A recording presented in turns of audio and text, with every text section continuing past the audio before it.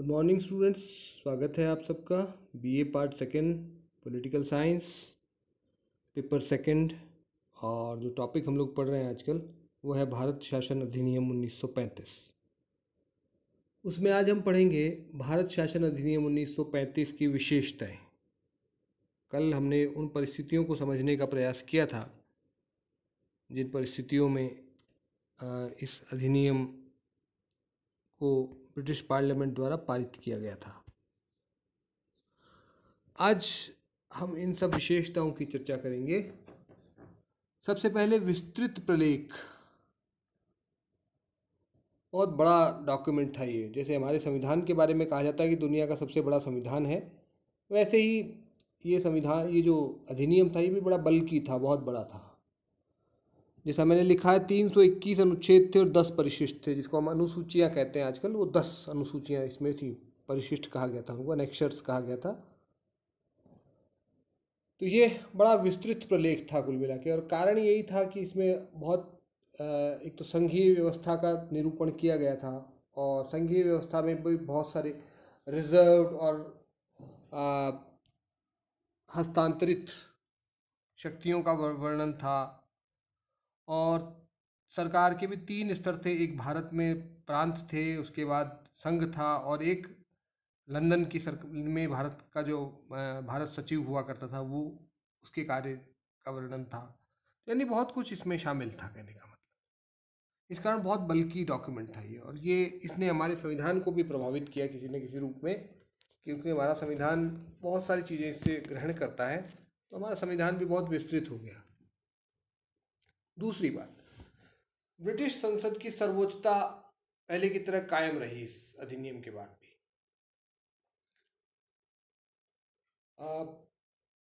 British संसद ने जो अधिनियम पारित किया था, वो उसको संशोधित करने का सारा अधिकार उन्हीं के पास रहा।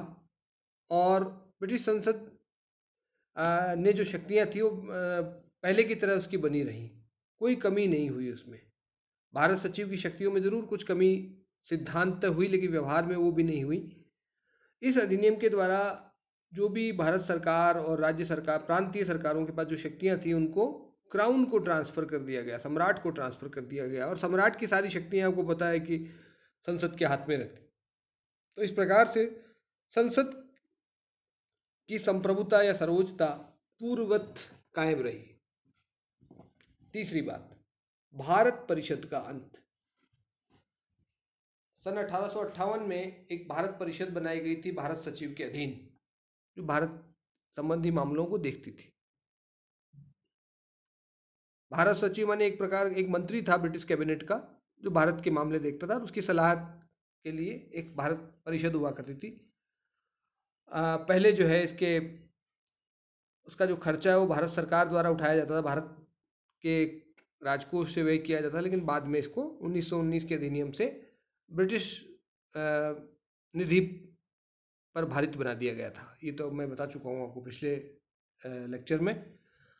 लेकिन अब इस भारत परिषद का ही अंत कर दिया गया था, और इसकी जगह पर एक सलाहकारों की नियुक्ति किए जाने का प्रावधान किया गया, जिनकी संख्या 3 कम से कम और अधिकतम 6 हो सकती थी।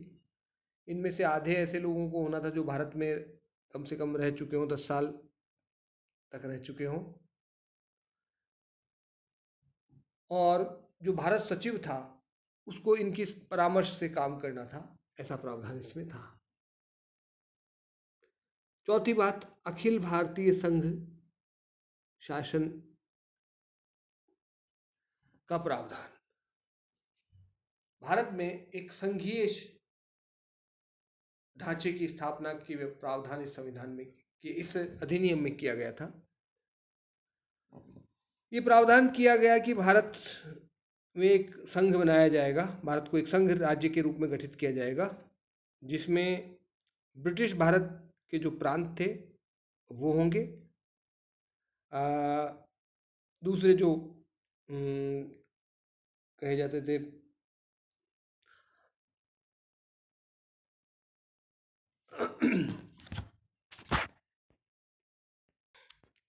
चीफ कमिश्नर के प्रांत, वो शामिल होंगे। और तीसरा, देशी रियासतें जो इसमें शामिल होना चाहेंगी वो भी इसमें शामिल हो सकेंगी। आपको पता है कि 1935 के अधिनियम के द्वारा कुछ नए प्रांत भी बनाए गए थे, तो कुल 11 तो प्रांत थे उस समय हमारे यहाँ। 6 चीफ कमिश्नर के प्रांत थे। चीफ कमिश्नर का प्रांत मतलब आज के संदर्भ में हम इसको यूटीज़ के रूप में देख सकते हैं, यूनियन टेरिटरीज जो होती हैं, केंद्र शासित प्रदेश। उसी प्रकार की व्यवस्था थी जो सीधे गवर्नर जनरल के अधीन होते थे, केंद्र सरकार के अधीन थे। वहाँ पृथक से सरकार नहीं होती थी, मतलब विधानसभा वो नहीं थी जैसे आज यहाँ हमारे प्रांत राज्यों में है, लेकिन केंद्र शासित प्रदेशों में नहीं है। हालांकि कुछ केंद्र शासित प्रदेशों में गठित भी की गई हैं, जैसे आपको पता है दिल्ली में है, पांडिचेरी में है, और अभी जो नया एक केंद्र शासित प्रदेश बनाया गया है जम्मू और कश्मीर, वहाँ पर विधानसभा का प्रावधान है।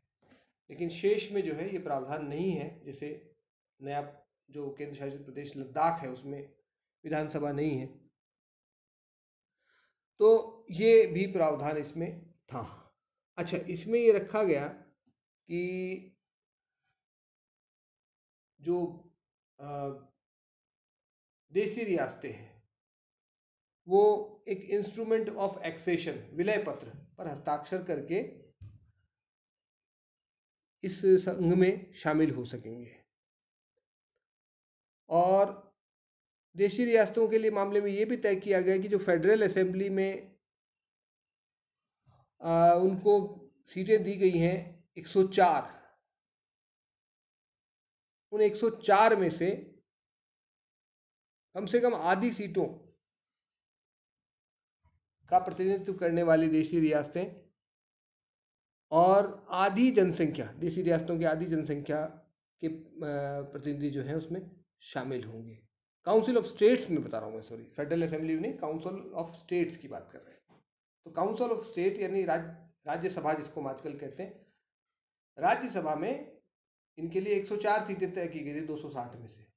तो इन 104 में से कम आधी सीटों का प्रतिनिधित्व करने वाली देशी रियासतें शामिल होना चाहें तब ये संघ अस्तित्व में आएगा, ऐसा प्रावधान इसमें किया गया था।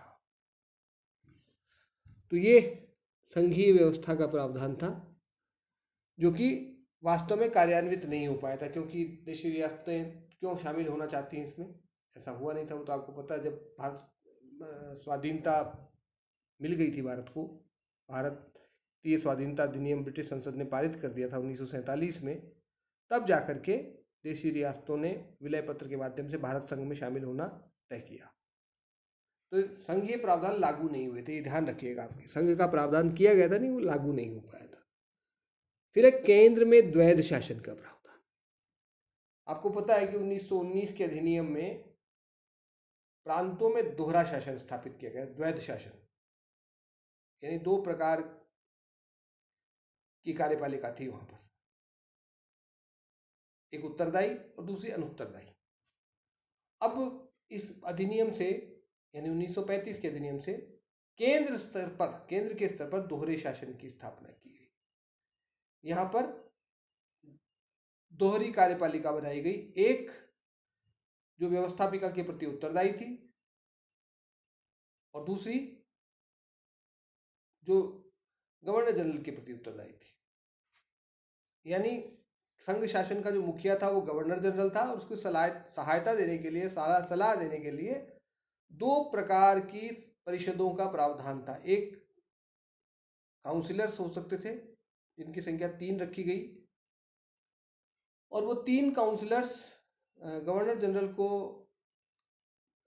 डिफेंस के मामले में, यानी प्रतिरक्षा, विदेशी मामले, धार्मिक मामले और ट्राइबल अफेयर्स यानी आदिवासियों से संबंधित जो मामले थे उनमें सलाह देने के लिए उनकी नियुक्ति होती थी।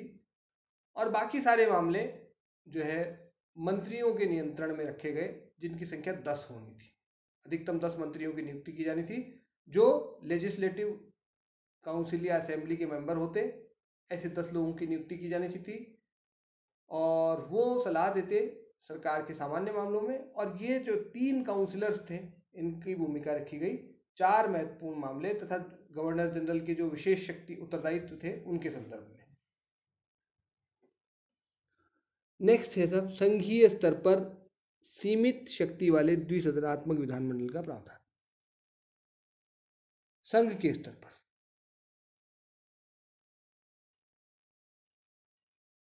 द्विसदनात्मक व्यवस्थापिका का प्रावधान किया गया। और कैसे द्विसदनात्मक व्यवस्था? सीमित शक्ति वाले 2 सदन रखे गए। देखिए कौन कौन से। एक था फेडरल असेंबली और दूसरा था काउंसिल ऑफ स्टेट्स, संघीय सभा और राज्यसभा। फेडरल असेंबली जो था वो एक लोअर चैम्बर था वैसे तो, लेकिन उसके गठन की प्रक्रिया बिल्कुल भिन्न थी। उसका निर्वाचन अप्रत्यक्ष रूप से, अर्थात जनता को नहीं चुनना था उसके प्रतिनिधियों को, उसका चुनना था राज्य के विधानमंडलों द्वारा, उनका चुनाव होना था। और कौन से तरीके से? आनुपातिक प्रतिनिधित्व की, जिसको हम कहते हैं आजकल सिंगल ट्रांसफरेबल वोट सिस्टम, उससे उनका निर्वाचन होना था। इसकी संख्या जो है 375 रखी गई थी, जिनमें से 250 ब्रिटिश भारत के प्रांतों को दिए थे, 125 जो है देशी रियासतों के लिए निर्धारित की गई थी सीटें। यहाँ पर ये ध्यान देने लायक बात है कि देशी रियासतों की जनसंख्या भारत में 24% थी सिर्फ, और उनको सीटें दे दी गई थी 33.33%। इतना भेदभावपूर्ण था ये। आगे हम आलोचना में और बात करेंगे। दूसरा जो सदन था उसका नाम था काउंसिल ऑफ स्टेट्स। ये उच्च सदन था। इसकी संख्या 260 रखी गई, जिनमें से 104 देशी रियासतों के लिए, यानी लगभग 40% सीटें, लगभग नहीं पूरी 40%, और 156 जो है ब्रिटिश भारत से, जिनमें से 6 का मनोनयन गवर्नर जनरल द्वारा किया जाना था।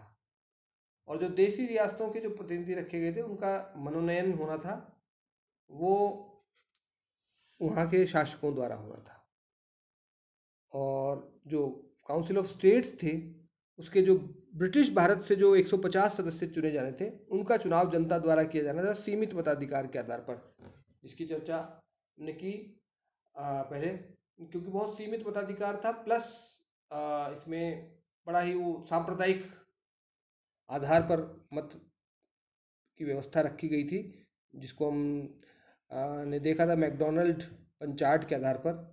मैकडोनल्ड जो प्रधानमंत्री थे, ब्रिटिश प्रधानमंत्री, उन्होंने 1932 में जो सांप्रदायिक पंचार्ट दिया था उसके आधार पर हुआ था, और उसमें कुछ संशोधन पूना पैक्ट द्वारा हुआ था, ये भी हम चर्चा कर चुके हैं। फिर है प्रांतों में उत्तरदायी शासन की स्थापना। अच्छा, मैं पिछले पॉइंट पे फिर से तो जाता हूँ। द्विसदनात्मक की व्यवस्था हुई, सीमित शक्ति वाली की बात करी थी। इसकी इस विधानमंडल की शक्तियाँ बहुत सीमित थी। इसको बहुत कम शक्तियाँ प्राप्त थी। एक तो जैसे हमने देखा कि बहुत सारे केवल संघीय मामलों में कानून बनाने का अधिकार था इसको। हमने इसमें जो है शक्तियों का बंटवारा किया गया था 3 सूचियों के द्वारा, संघ सूची, प्रांतीय सूची और समवर्ती सूची। तो इसको संघ सूची और समवर्ती सूची पर कानून बनाने का अधिकार था। इसके अलावा इसकी बहुत सारी लिमिटेशंस थी। बहुत सारे मामलों में ये विधेयक प्रस्तुत करने से पहले गवर्नर जनरल की पूर्वानुमति लेनी पड़ती थी, यानी अनुमति लेनी पड़ती थी। और गवर्नर जनरल को ये अधिकार था कि असेंबली के पारित अधिनियम को वीटो कर सकता था, या उसके द्वारा पारित न किए जाने पर भी वो किसी विधेयक को पारित कर सकता था, ऑर्डिनेंस के रूप में जारी कर सकता था उसको, या सर्टिफिकेशन की पावर भी थी उसके पास, यानी वो अपनी इच्छा से कोई कानून बना सकता था।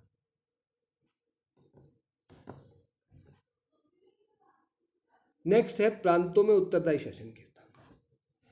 इस अधिनियम की सबसे बड़ी विशेषता यही थी, प्रांतों में पूर्ण उत्तरदायी शासन की स्थापना की गई। दोहरा शासन समाप्त हो गया, और जो दोहरी कार्यपालिका थी वो भी समाप्त हो गई। अब केवल गवर्नर जो होता था, जो उसको चुने हुए मंत्रियों के परामर्श अनुसार कार्य करना था। हालांकि उसके पास कुछ विशिष्ट शक्तियां बनी रही, अपनी स्वविवेक की शक्तियां भी थी उसके पास, वो बनी रही उसकी, लेकिन इसके बावजूद ज़्यादातर मामलों में गवर्नर को निर्वाचित मंत्रिमंडल के सलाह से काम करना था। फिर एक और बात इसमें हुई, प्रांतों का पुनर्गठन। प्रांतों का पुनर्गठन इसमें किया गया। 2 नए प्रांत बनाए गए, एक तो सिंध, बॉम्बे से अलग किया गया उसको, बॉम्बे प्रोविंस का हिस्सा था अब तक सिंध, जो आज पाकिस्तान में है, और दूसरा उड़ीसा, एक नया प्रांत इस अधिनियम के द्वारा बनाया गया। नेक्स्ट चलते हैं, नेक्स्ट स्लाइड पे। चेंज हो भाई, हाँ जी। तो नेक्स्ट जो है वो है विधानमंडलों का विस्तार। ये प्रांतीय से विधानमंडलों से मतलब है यहाँ पर कि प्रांतीय विधानमंडलों का भी विस्तार किया गया इस अधिनियम के द्वारा। उनकी संख्या बढ़ाई गई, उनकी शक्तियाँ तो बढ़ाई गई हैं निश्चित रूप से, और निर्वाचन यानी मताधिकार का भी विस्तार इसके द्वारा किया गया, यहाँ पर हम कह सकते हैं। नेक्स्ट है सब संरक्षण तथा आरक्षण। इसका मतलब यह है कि बहुत सारे कहने को तो प्रांतों में उत्तरदायी शासन की स्थापना की गई इस अधिनियम के द्वारा, लेकिन गवर्नर और गवर्नर जनरल के पास विशेषाधिकार बने रहे बहुत सारे मामलों में, जिनमें जैसे भारत या संबंधित प्रांत में शांति व्यवस्था बनाए रखने के नाम पर गवर्नर जो है किसी सलाह की अनदेखी कर सकता था, उपेक्षा कर सकता था। इसके अलावा अल्पसंख्यकों के मामले में भी उसको विशेषाधिकार था।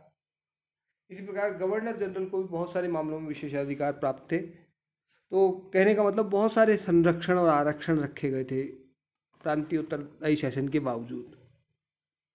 फिर है सांप्रदायिक निर्वाचन का विस्तार। इसका आपको पता ही है, मैकडोनल्ड पंचार्ट के आधार पर नए संप्रदायों को आरक्षण की व्यवस्था की गई थी इसमें, जिनमें एंग्लो इंडियंस थे, यूरोपियंस थे, भारत के जो डिप्रेस्ड क्लासेस थे, सिखों को पहले ही मिल चुका था।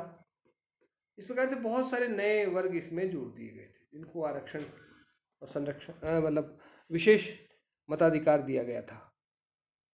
पूना पैक्ट जो अंबेडकर और गांधी के बीच में हुआ था, उसके द्वारा कुछ संशोधन इसमें हुआ दलितों को लेकर के। संयुक्त निर्वाचन प्रणाली को अपनाया गया उसके बाद, पृथक निर्वाचन प्रणाली के बजाय। बाकी जो अन्य संप्रदाय थे जैसे यूरोपियंस, एंग्लो इंडियंस, वो उनको भी विशेषाधिकार इसमें दिया गया। और आपको पता है कि भी एंग्लो इंडियंस का जो विशेषाधिकार है, उनके 2 प्रतिनिधियों को मनोनयन का जो राष्ट्रपति को अधिकार था, वो अब जाकर के समाप्त हो पाया है। जो 1935 से शुरू हुआ था, हम कह सकते हैं, वो जाकर के अब 104वें 104th अमेंडमेंट के द्वारा इसको समाप्त किया गया। अब जो 2 सदस्यों का मनोनयन होता था लोकसभा में, वो व्यवस्था अब समाप्त हो चुकी है। नेक्स्ट, बर्मा को भारत से पृथक करना। ये भी एक इस अधिनियम की विशेषता थी। बर्मा भारत का ही पार्ट होता था। म्यांमार जिसको आजकल हम कहते हैं, वो भारत का ही एक प्रांत था 1935 तक। अब उसको अलग कर दिया गया। नेक्स्ट है सब अत्यधिक कठोर था ये अधिनियम, स्पष्ट है, हमें मालूम है, कठोर था। इसमें संशोधन की आसान प्रक्रिया नहीं थी। संशोधन केवल ब्रिटिश संसद कर सकती थी। और जो इंस्ट्रूमेंट ऑफ इसको नाम दिया गया था डायरेक्शंस, उसमें भी उसके द्वारा सरकार, ब्रिटिश सरकार को संशोधन कर सकती थी, लेकिन वो लागू तब होते थे जब पार्लियामेंट का उसको अनुमोदन मिल जाता था। नेक्स्ट है सब सैद्धांतिक तौर पर भारत सचिव की शक्ति में कमी, किंतु व्यवहार में उसकी शक्तियां यथावत बनी रहीं। तो ये मैं आपको बता चुका हूँ पहले कि भारत सचिव की शक्तियों में इसके द्वारा कमी आई गई थी। जैसे उत्तरदायी शासन प्रांतों में हो गया स्थापित, तो प्रांतों के संबंध में उसकी शक्तियां पूरी तरह समाप्त हो गई। इसी तरह से संघ में जो विषय उत्तरदायी मंत्रियों के नियंत्रण में चले गए, वो भी भारत सचिव की शक्ति से अलग हो गए, लेकिन व्यवहार में उसका नियंत्रण बना रहा। दूसरी बात यह है कि 1935 से पहले के अधिनियम से पहले उसको जो है भारत के संबंध में, भारत के शासन के संबंध में बल्कि कहें, निरीक्षण, पर्यवेक्षण, नियंत्रण और निर्देशन की शक्ति प्राप्त थी, जो अब उससे लेकर के वो क्राउन यानी राजमुकुट में उसको स्थापित कर दिया गया था, लेकिन व्यवहार में वो उस शक्ति का प्रयोग पूर्ववत करता रहा। नेक्स्ट, देशी रियासतों को उनके अनुपात से अधिक प्रतिनिधित्व। देशी रियासतों को बहुत महत्व दिया गया था इस अधिनियम में। अंग्रेजों की नीति तो भारत में फूट डालने की थी, आपको पता है। उन्होंने हिंदू बनाम मुसलमान किया, हिंदुओं में भी दलित बनाम सवर्ण किया, और उसके बाद इसी तरह से भारत देशी राजाओं को ब्रिटिश प्रांतों से अलग रखा। इस प्रकार से उन्होंने जहाँ जहाँ संभव हुआ उनसे उसमें बंटवारे का काम किया। तो देशी रियासतों को बहुत अधिक महत्व दिया। कैसे दिया? देखिए, फेडरल असेंबली में जहाँ 275 सीटें थी, उनमें से 125 उनको 375 में से 125 दे दी गई, यानी 33.33%, 1/3। पॉपुलेशन कितनी थी? 1/4 से भी कम। सीटें कितनी दे देगी? 1/3। इसी तरह से काउंसिल ऑफ स्टेट्स में 40% सीटें दे दी गई, 260 में से 104, संख्या कितनी? 24%। तो ये बड़ा भेदभाव उनके साथ किया, उनको दिया गया। साथ ही जनता को कोई विशेषाधिकार नहीं दिया गया निर्वाचन का। वहाँ उन प्रतिनिधियों का मनोनयन होना था, वहाँ के राजा करते, जनता को नहीं अधिकार दिया। यानी वहाँ की जनता अभी भी निरंकुश शासन के अधीन रहने के लिए मजबूर थी इस अधिनियम के बावजूद। अगर वो इस संघ में शामिल भी होते तो भी उनको निरंकुश शासन करने की छूट मिली हुई थी। इसी तरह से गवर्नर जनरल को एक विशेषाधिकार भी प्राप्त हुआ, विशेष उत्तरदायित्व, बल्कि हम कहें उसका विशेष उत्तरदायित्व था कि वो देशी राजाओं के हितों का ख्याल रखे, और इसके लिए वो अगर आवश्यक हो तो केंद्रीय विधानमंडल के किसी कानून पर रोक लगा सकता था, उसको वीटो कर सकता था। अंतिम बात, संघीय न्यायालय की स्थापना। इसके द्वारा एक संघीय न्यायालय की स्थापना भी की गई, जिसके पास प्राथमिक और अपीलीय दोनों प्रकार के अधिकार इस अधिनियम ने दिए। तो ये सारी विशेषताएं इस अधिनियम की थी। कुल मिलाकर के अगर संक्षेप में हम बात करें तो इस अधिनियम से द्वारा, जैसे मैंने कल भी बताया था लास्ट में आपको, 3 क्षेत्रों में परिवर्तन आया। अखिल भारतीय संघ की स्थापना, सुरक्षा व्यवस्था के साथ उत्तरदायी शासन की स्थापना, और तीसरी बात, धार्मिक तथा अन्य समुदायों के लिए पृथक निर्वाचन की व्यवस्था। तो आज हम अपनी बात यहीं तक सीमित रखेंगे। अगला जो बिंदु होगा डिस्कशन का हमारा इस अधिनियम के संबंध में, वो होगा प्रांतों में उत्तरदायी शासन की स्थापना। धन्यवाद।